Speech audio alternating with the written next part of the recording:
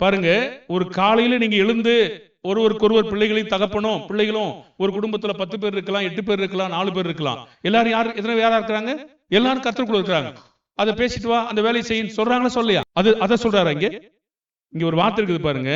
அதே வீட்டார் ஒரு வகுப்புக்காக உட்கார்ந்தாங்க சொல்லுங்க. வீட்டுக்குள்ள ஒரு குடும்ப வகுப்புக்காக உட்கார்ந்தாங்க பாருங்க. காலையில டீ எடுத்து வர சொல்றாங்க, அடுத்து அங்கே அவங்களை வேலை பார்க்க சொல்றாங்க, கடைக்கு போயிட்டு வர சொல்றாங்க, ஒரு பெண் பிள்ளையை பாடம் படிக்க சொல்றாங்க. எல்லாமே பெரியவங்க கர்த்தருக்குள்ள இருக்கிறாங்க, கல்லூரி படிக்கிறாங்க, 10வது படிக்கிறாங்க, ஞானஸ்நானம் எடுத்தாங்க. அப்ப அவங்களே காலையில அந்த பிள்ளையும் அப்பாவும் பேசிக்கிறாங்களா பேச மாட்டாங்களா? பேசிக்கிறாங்களே. சரி, அப்படியானால் இப்பொழுது ஒரு வகுப்பு எடுக்க போறோம், ஒரு ஜெபம் பண்ண போறோம், இப்போ ஒரு 5 நிமிஷம் வகுப்பு எடுக்க போறோம். அப்போ மக படிப்பாளா? படிக்க முடியுமா? ஏன் படிக்கக்கூடாது? அதுக்கு என்ன வித்தியாசம்? ஒரே குடும்பம், ஒரே மக்கள், அதற்கு இதற்கு என்ன வித்தியாசம்? அங்கே ஒரு வார்த்தை பாருங்க, என் நாமத்தினாலே. அதிகாரம் ஒரு வார்த்தை இருக்கா?